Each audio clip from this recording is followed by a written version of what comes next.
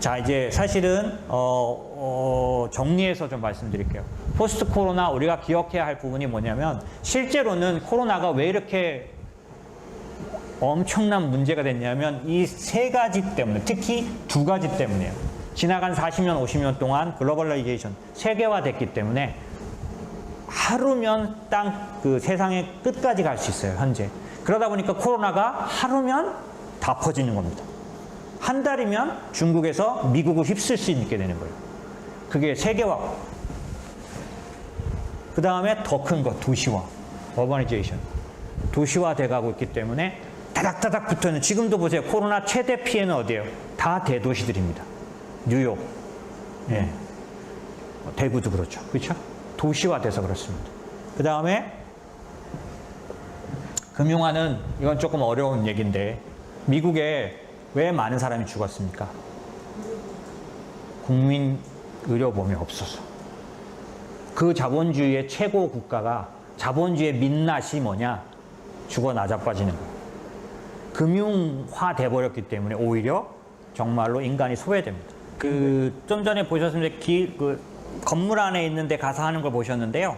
지금 원격 의료는 집으로 하는 거잖아요. 그러다 보니까 디바이스가 필요한데, 지난달 강의 때 제가 아마존 얘기 드린 적이 있어요. 아마존은 헬스케어에 진출했어요. 그리고 현재 원격 의료 사업을 누구에게만 하고 있냐면 아마존 직원들에게만 현재 시험으로 테스트하고 있고요. 아마존은 원격 의료를 뭘로 하느냐? 아마존의 비서 스피커 있는 거 아시나요? 이름이 뭐더라? 알렉사. 예. 알렉사가 비디오를 달아서 나와요, 요즘에.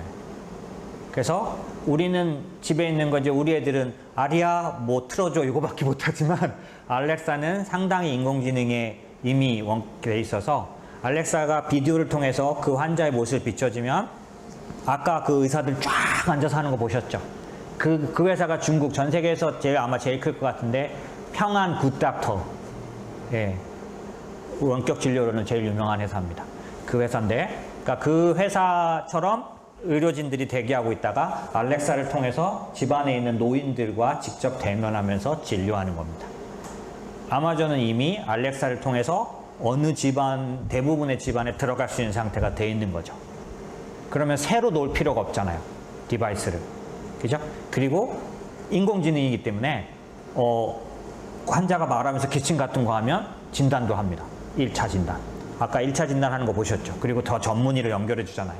상태가 굉장히 높아지고 있죠. 지금 말씀드린 것처럼 이런 식으로 하다 보니 앞으로 1년 뒤에 헬스케어 시장, 특별히 원격 의료 시장은 아마존에 의해서 바뀔 것 같아요. 현재는 텔레닥이라는 회사가 아까 말씀드린 과점하고 있어요. 그런데 이런 식으로 가치가 있기 때문에 아마존은 이미 2년 전에 진출했습니다. 그렇기 때문에 아마존의 주가는 계속해서 높아질 수밖에 없는 거예요. 이런 식으로 2년, 3년을 미리 준비합니다. 그런데 코로나를 겪어보니까 이게 너무 앞으로 전망이 좋아 보이는 게 확 눈에 들어오는 거죠. 이전에는 그냥 그런 게 있다는 것 정도였는데, 그렇죠? 그런 것처럼 기본적으로 저희가 어떻게 보느냐에 따라서 기업이 보이는 거죠. 지금 헬스케어 같은 경우에 보시면 텔레닥이라는 게 파란 색깔이에요. 118% 올랐죠. 보시면 이 S&P가 이거죠. 마이너스 5% 상태. 현재 YTD로, 그러니까 올해 들어서 아직도 마이너스 5%밖에, 그러니까 마이너스 상태예요. 하지만 헬스케어도 길리어드 사이언스라고 렘데시비를 만든 걔가 요 정도. 저 위에 있는 것처럼 모더나 백신, 예. 코로나 백신을 만드는 모더나는 238%. 예. 그리고 좀 전에 말씀드린 텔레닥은 118%. 근데 지금은 당장 과하고 저게 언제까지 가겠습니까? 라고 하기 때문에 이 주가를 먼저 안 보여드리고 미래를 보여드린 거예요. 원격 진료는 점점점 필요가 커지기 때문에 당연히 커질 수밖에 없는 시장인 거죠. 그죠? 그런 측면에서 구글이나 애플이나 아마존은 그 시장을 뛰어들려고 할 겁니다. 애플의 헬스케어는 뭐가 있나요? 라고 하면 모르시죠, 잘. 그죠? 핏빗, 예, 뭐 이런 회사, 헬스케어 회사 많이 인수했습니다. 예, 그래서 애플도, 구글도, 아마존도 전부 헬스케어 시장에 진출합니다. 왜? 디지털이기 때문에.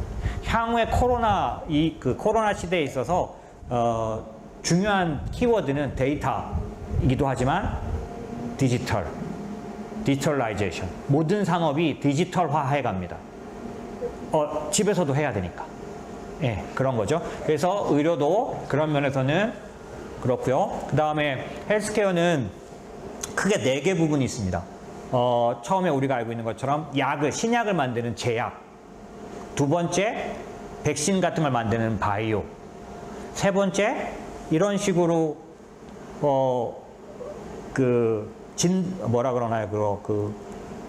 약을 처방하면 처방전에 따라서 약을 보내주고, 약을 주고 하는 의료 서비스.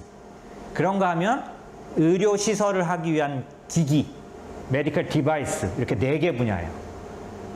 메디컬 디바이스 쪽에 로봇 산업이 굉장히 커지고 있기 때문에 그래서 현재 저희는 작년도부터는 메디컬 디바이스 쪽에 포트폴리오를 계속 추천드려 왔고요. 지금 바이오 쪽을 추가했습니다. 코로나 이후 바이러스에 관련돼서는 장기적으로 계속될 걸로 보여지기 때문이죠. 그래서 그런 기업들에 대한 투자는 좋아 보이고 아까 말씀드린 것처럼 리밸런싱을 하시기 위해서는 지금처럼 어느 정도 한 단계 올라온 상태에서는 팔고 사고가 가능합니다.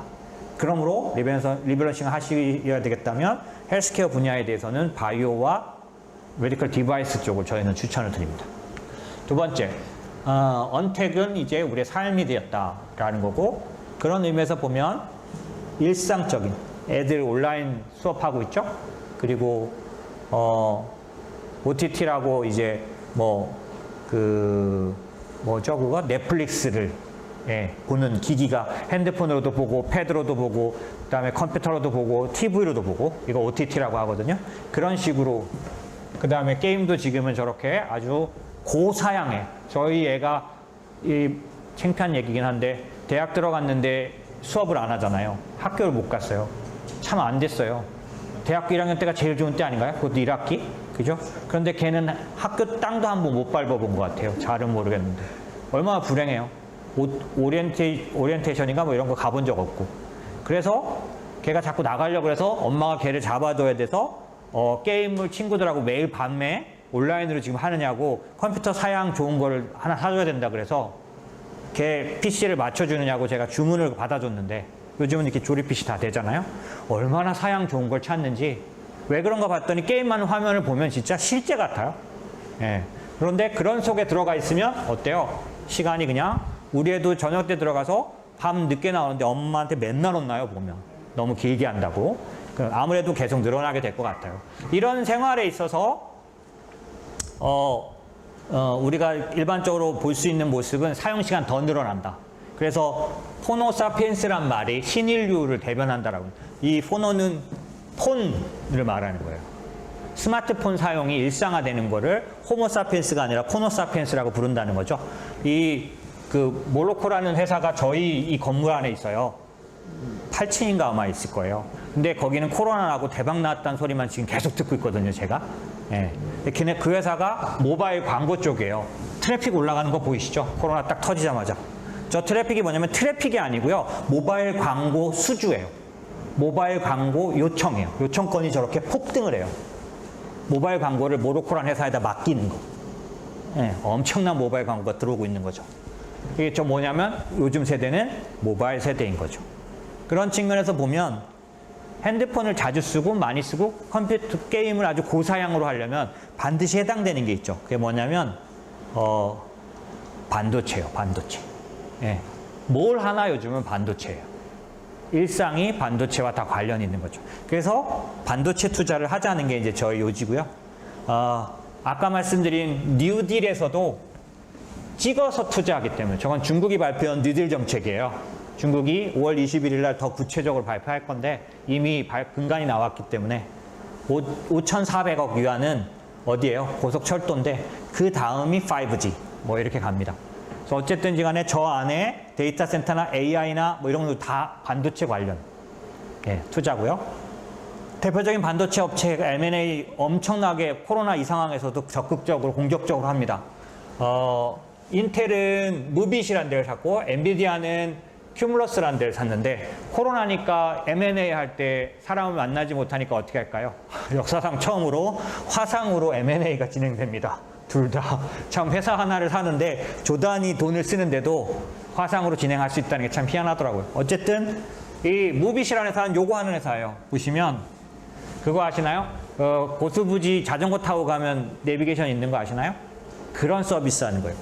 자전거로 가나 전철로 가나 버스로 가나 이 모빌리티 관련된 내비게이션 하는 회사거든요.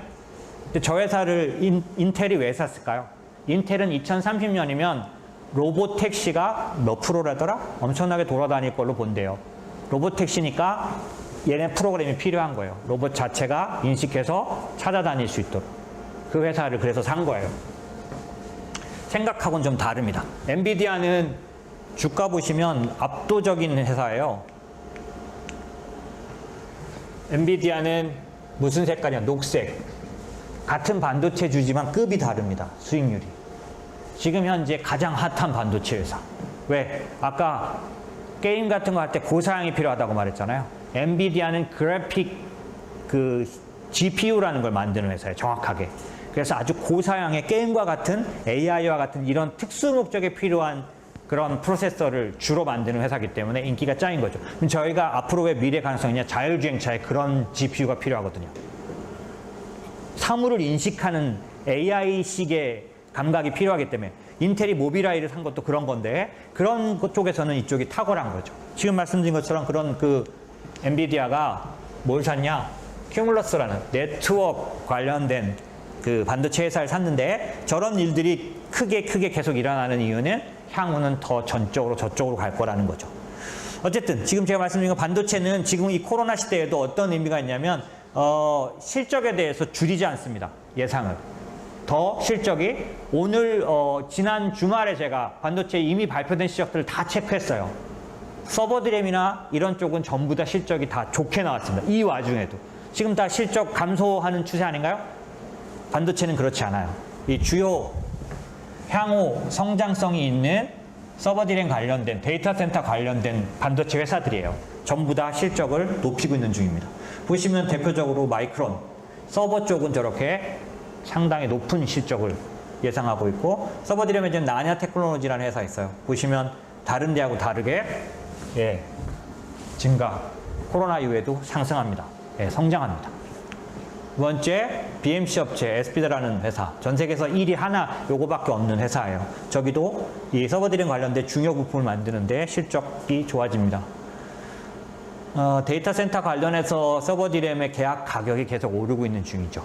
현재는. 왜냐하면 수요가 커서요. 특별히 노트북 같은 것들이 품귀 현상이에요. 그래서 요즘 코로나 관련돼서 얘기 나눌 때 되게 특이한 현상이 뭐냐면 이 와중에 값이 계속 올라가는 것들이 막 나오는 거예요. 지들만 호황을 누리는 거예요. 노트북 값이 계속 올라갑니다. 못 구해요. 그런 상황. 그런 것들이 반도체 시장을 말해줍니다. 보시면 반도체 관련돼서는 대표적으로 아까 말씀드린 엔비디아, 인텔, AMD라는 세 개 회사 가장 대표적인 회사고 저희들이 추천하는 반도체 인덱스, 한국에도 반도체 인덱스가 2개 있습니다. 사셔도 좋을 것 같고 저희가 추천은 어떻게 하냐면 그렇지만 반도체는 기술 분야, 기술 축적 분야이기 때문에 이 반도체 기술은 굉장히 빠르게 진화하고 있어요. 그러므로 삼성이 전 세계에서 디램이나 이런 메모리 반도체 관련돼서는 최고지만 향후에 변화될 어떤 미래에 있어서는 거기도 굉장히 노력을 많이 해야 되니까 저희는 어떤 투자를 추천드리냐면 반도체 기업들을 한꺼번에 투자하는 인덱스를 사시는 게 좋겠다. 특별히 한국 반도체 ETF보다는 미국 반도체 ETF를 하시면 아까 제가 말씀드린 엔비디아가 3위로 들어가 있고 AMD가 5위 안에 들어가 있는 TSMC라고 대만 반도체 회사가 주로 들어가 있는 인덱스를 사시면 향후에 3년, 5년 동안도 반도체 투자에 있어서는 성공적으로 보인다라는 거고요. 이거 이제 빨리 말씀드릴게요. 마윈입니다, 마윈. 마윈은 매년 5월 10일 날 이런 알리바바 최대 행사를 한대요. 그래서 왜 5월 10일 날 하냐고 물어봤는데 창립 기념일이어서 그런 게 아니라 2003년도 5월 10일 날 있었던 사태를 계속 기념하는 거래요. 2003년도 5월 10일 날 처음으로 사스 확진자가 알리바바 직원 발생한 날이래요. 그래서 마윈은 이때 생긴 황당한 상황, 우리로 말하면 뭐라 그러죠? 자가격리.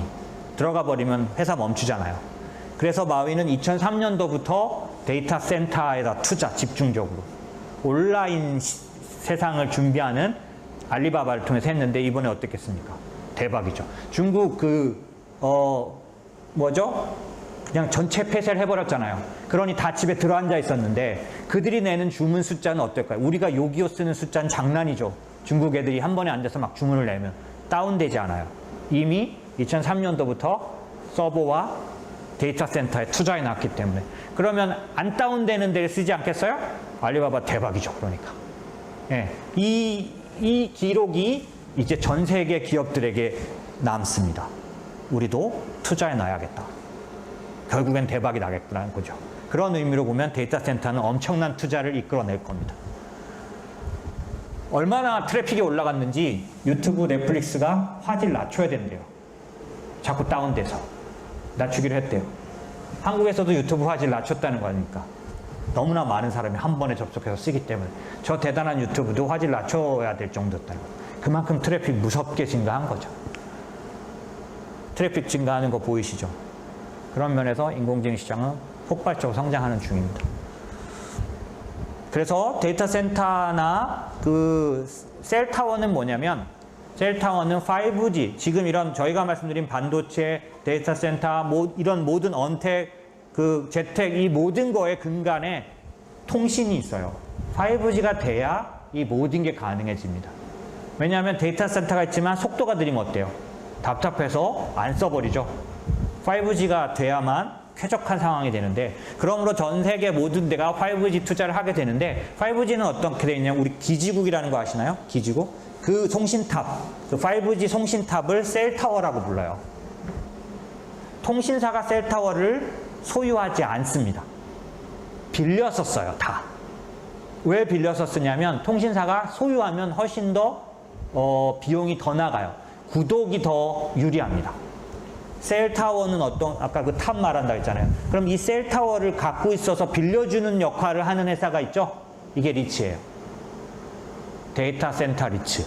그러니까 5G 탑을 빌려주는 역할을 합니다. 그 탑에 3개 걸 수 있어요.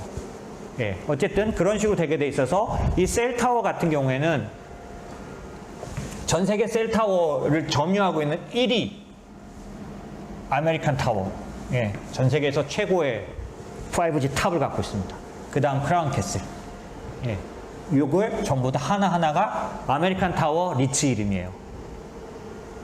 우리 신한 알파 똑같아요. 알파 리치처럼. 크라운 캐슬도 리치 이름이에요. 리치들이 부동산 회사가 땅을 사서 탑으로 올리고 통신사에게 대여하는 겁니다.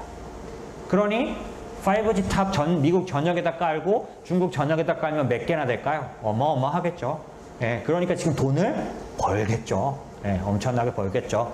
지금 그렇게 보시면 돼요. 셀타워 점유율 보시면 전 세계 1등 아메리칸 타워입니다. 그런가 하면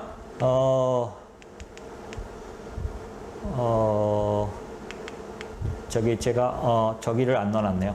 그런가 하면 데이터 센터는 뭐냐면 지금 이 엄청난 유튜브를 돌리려면 얘를 관리하는 데이터 센터가 필요한데 이 데이터 센터를 직접 운영하는 회사는 몇 개 안 되고요. 여기도 마찬가지 빌려 쓰는 게 유리합니다. 그래서 데이터 센터를 만들어 놓고 그 안에 엄청난 서버들을 갖다 놓고 그 시설을 빌려주는 역할을 하는 데를 데이터 센터 리츠라고 하는데, 이쪽에서 1등은 이퀴닉스라는 데입니다. 전 세계 데이터 센터의 거의 상당 부분을 차지하고, 우리나라에는 방송국 있는 상암에 있습니다. 한국 이퀴닉스는. 무슨 일을 하냐면, 지금 이런 건물에다가 데이터 센터 시설을 해놓은 다음에 회사들에게 대여해 주는 거예요. 데이터 센터를 월 사용료 내고 쓸 수 있도록. 예, 그런 일을 하는 회사 첫 번째 이퀴닉스, 두 번째 디지털 리얼티 트러스트라는 데. 전 세계에서 1, 2위 하는 회사예요. 쟤네 그러니까 지금 모든 산업이 언택으로 변하니까 데이터 센터를 쓰려는 회사가 늘어나겠죠? 그러니 대여받으려고 줄 서 있겠죠? 예, 그래서 저쪽 수익이 좋은 거죠. 이런 회사들에 대한 투자는 저희는 리츠로 추천을 드리고 있습니다. 다 구조가 리츠로 되어 있기 때문에. 이퀴닉스도 리츠 이름이고 디지털 리얼티 트러스트도 리츠 이름이에요. 그러니까 제가 아까 처음에 리츠 투자에 대해서 어떻게 보세요라고 말했을 때 일반 미국의 호텔 리츠 투자할 수가 없어요. 호텔이 언제 살아날지를 모르겠어요. 하지만 이런 데이터 센터 리츠나 그 다음에 셀타워 리츠는 추천드릴 수 있죠. 왜? 엄청나게 성장할 테니까. 예, 같은 리츠 투자지만 그런 다른 점이 있다는 거죠. 그런 설명을 드린 거고요. 그래서 데이터 센터나 5G 투자는 당연히 5G 투자는 통신사 투자고 그렇게 해도 좋지만 저희는 리츠 투자를 추천을 드린다라는 겁니다. 세 번째 클라우딩 컴퓨팅인데 이 부분은 뭐 오늘 제가 설명을 좀 자세히 드리긴 어려울 것 같고 저희가 작년도부터 계속 추천을 해왔고 클라우딩 컴퓨팅이라는 거 아까 데이터 센터 안에서 이루어지는 그 컴퓨터의 그런 기능적인 능력을 보이는 게 컴퓨팅 회사예요. 대표적으로 여기서 아케마이 말고 세일즈포스닷컴이라는 회사가 있는데 전 세계 클라우딩 컴퓨팅 회사 중에 1등하는 회사, 그러니까 1등이 아니라 제일 유명한 회사. 그 회사 뭐 해주는 회사냐면 만약에 이 쉐어오피스에 어떤 글로벌 무역하는 회사가 있는데 직원 4명 있고 그 다음에 한 5개 국가하고 의류를 무역한단 말이에요. 그러면 한 5개 국가와 거래해야 되기 때문에 외국어를 하는 직원이 필요할 수 있어요. 그죠? 근데 외국어를 할 수 있는 직원 쓰려면 인건비가 높겠죠. 세일즈포스닷컴 같은 데는 뭘 해주냐면 고객센터를 대신 운영해 주는 거예요. 전 세계의 고객센터를 아까 데이터 센터를 대여해주고 셀타워를 대여해주는 것처럼 세일즈포스닷컴은 고객센터를 대여해줍니다. 그래서 월 일정 요금만 사용하면 클라우딩 컴퓨팅 요금과 콜센터 요금을 같이 들어가 있는 서비스를 이용하면 클라우딩 컴퓨팅에 의해서 전화만 되면 통역 서비스가 되고요. 네, 그 다음에 네팔에서 방글라데시에서 전화 와도 콜센터 이 세일즈포스닷컴에서 처리해 줍니다. 월 사용료만 내면. 이런 식의 그런 서비스를 하고 있기 때문에 클라우딩 컴퓨팅은 그런 면에서 계속해서 커져가고 있는 중이고 향후 코로나 이후에 가장 성장 산업 중에 하나에 들어가는 거죠. 네 번째가 보안이고요. 여기까지 말씀드리면 끝날 것 같습니다. 보안은 지금 이 모든 일들이 다 온라인이죠. 그죠? 그러니까 보안이 너무너무 중요하죠. 데이터 센터든 아니면 자율주행차에 만약에 보안이 문제가 있다면 큰 사고가 나겠죠. 그러니까 보안 회사들에 대한 주가는 앞으로도 계속해서 올라갈 수밖에 없죠. 보시면 S&P 대비 저 정도 차이가 납니다. 얘들도 이미 이 코로나에 의한 수혜를 뚜렷하게 보고 저 포티넷이나 시트릭스나 옥타 같은 데들은 전부 다 전형적으로 글로벌에서 유명한 보안 회사들이에요. 근데 쟤네들의 실적이 어마어마하게 올라가고 있는 거죠. 그 보안 회사를 투자하는 방법이 조금 약간 좀 어렵습니다. 하지만 ETF에 보안 회사들만 투자하는 방법들이 몇 가지가 나와 있기 때문에 그것도 투자할 수 있다라고 보시면 됩니다. 자, 여기까지.